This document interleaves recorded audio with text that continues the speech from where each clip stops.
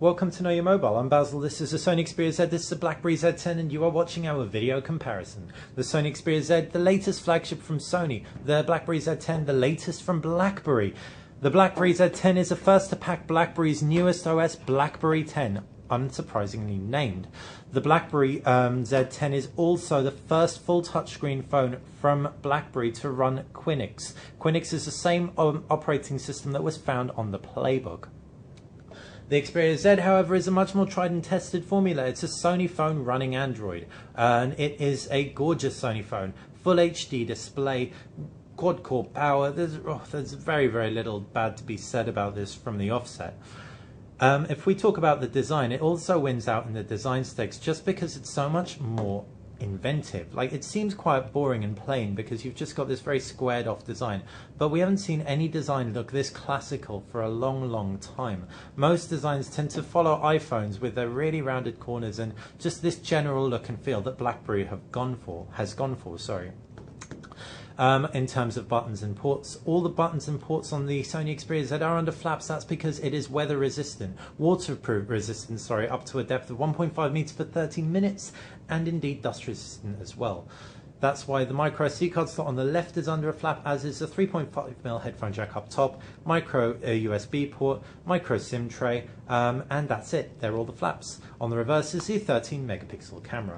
On the BlackBerry Z10, you've got a micro HDMI port, which is great to have, though you do have an MHL on the Xperia Z, You've got a micro USB port, right-hand side volume rocker. You've also got a little prizable area where you can take the back cover off on the reverse of the on the bottom of the BlackBerry Z10, and the 3.5mm headphone jack up top, as well as a power button.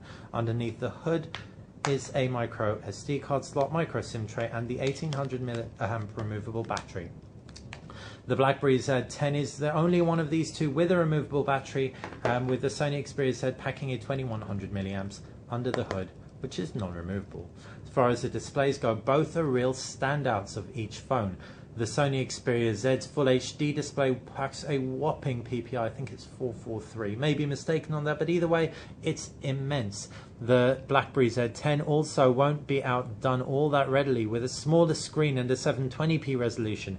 It looks fantastic, both perfect for movies. The BlackBerry Z10, given the fact it's smaller, sits much less imposingly in the hand, and it does actually feel more comfortable. As much as we love the design of the Sony to look at, the sharper corners do dig into the heel of the hand ever so slightly more.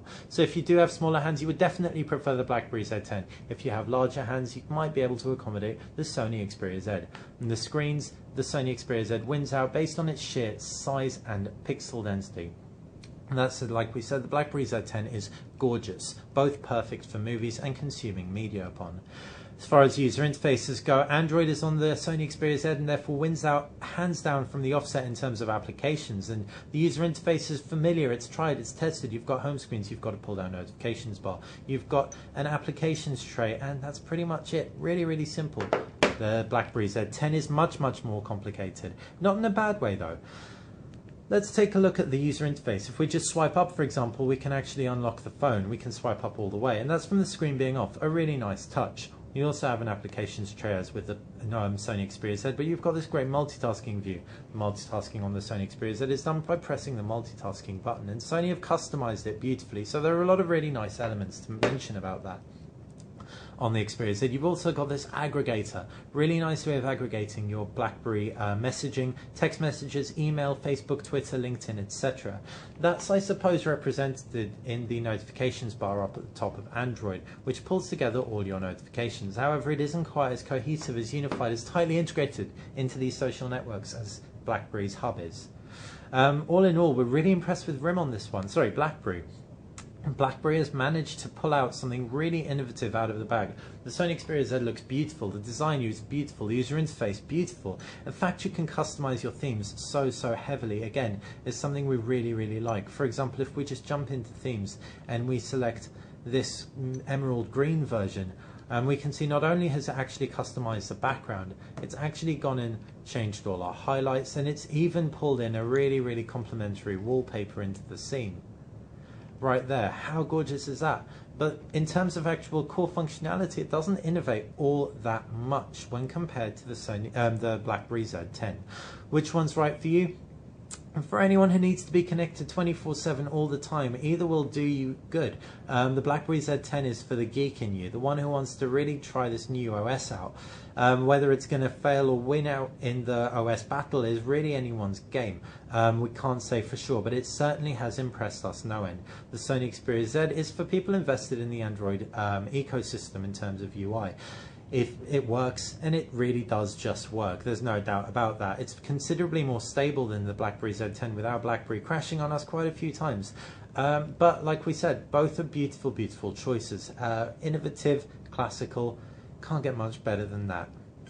Moving on to the cameras of both devices. 8 megapixel on the BlackBerry Z10, 13 megapixel on the Sony Xperia Z. Both take stonking images in great lighting. In poor lighting, the Sony Xperia Z wins out hands down. The Sony Xperia Z also wins out in terms of video, and it also wins out in terms of camera user interface. So therefore the camera on the Sony Xperia Z is just better. Moving on to power, you've got dual-core Qualcomm Snapdragon S4 processor inside the BlackBerry Z10. We had absolutely no issue with slowdown. Played 3D games, they ran smoothly, multitasked loads of applications. That it also did a fantastic job of that. The Sony Xperia Z10 though, with its quad-core Qualcomm Snapdragon S4 clocked at 1.5 GHz, does win out on the sheer power front because the games look sensational. With the Android App Store being on there, you've got a much wider range of games and they play back beautifully. Both devices get quite hot though, especially around the camera mounts and in pretty much the same area, so maybe that's something more to do with the Qualcomm Snapdragon S4's inside. Either way though, neither will leave you wanting in terms of power, but undeniably the Sony Xperia Z packs more of it. In terms of memory, both are very, very similar. 16 gigabytes internal with microSD expandability. So you can up them both by an additional 64 gigabytes, which is hugely, hugely impressive.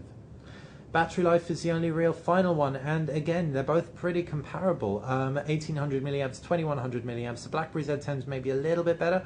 Neither impressive though. Neither really going to last a full day.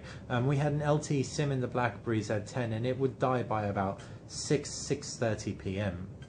In the Sony Xperia Z, it was a little bit more feeble, to be honest, if we use the screen a lot. And indeed, we wanted to. The BlackBerry Z10 is really great. You can like open up an application, just glance into your messages, and then you're done, and you can switch off the screen pretty easily. We felt with the Sony Xperia Z10 there's so much on there, so much rich content. We were constantly thumbing through our RSS feeds, just using it, watching movies on it, taking pictures with the camera. It's considerably richer in terms of what you can potentially do thanks to the Android App Store being so much more developed, 3D gaming as well. So we rinsed the battery on the Sony Xperia Z10 in no time flat. One great thing about the Z10 is it does ship with this gorgeous charging dock. This just plugs in via USB. It isn't an HDMI dock, so don't get your hopes up, but it does a great job of very conveniently just charging your phone. We had this at our desk, and battery life didn't really become an issue. However, you won't have the dock at your desk all the time. You won't be working every day. You won't always have access to a charger. And while you could carry something like this HTC double charge with you, you certainly won't have it all the time. So the Xperia Z battery does let us down. Not the worst out there, and it feels a little bit better than the Sony Xperia T. And the reason probably has a lot to do with Sony's stamina mode, which is a power setting that they've included to save power. It basically deactivates applications when you're not using it. The BlackBerry Z10 has power saving mode, but it wasn't anywhere near as comprehensive as the Sony Xperia Z's. So all in all, in terms of battery, pretty even keel with the BlackBerry edging slightly ahead, largely because we didn't end up using it quite so much. Not entirely fair, but that's how it goes. So all in all, which phone is right for you? If you are a workhorse, if you're an email addict, the BlackBerry Z10 is perfect. If you are coming from a BlackBerry, you've got BBM on there. So you can very confidently upgrade into this fantastic new user interface. Gesture support is astounding, and the touch integration is great.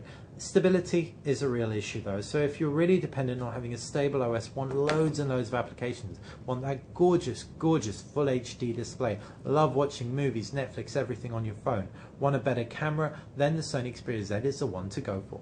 Hope you've enjoyed our video comparison. It's been brief, so if you've got any questions, please fire them in the comment section below. This has been Basil with Know Your Mobile. Please, if you enjoyed this video, subscribe to the channel.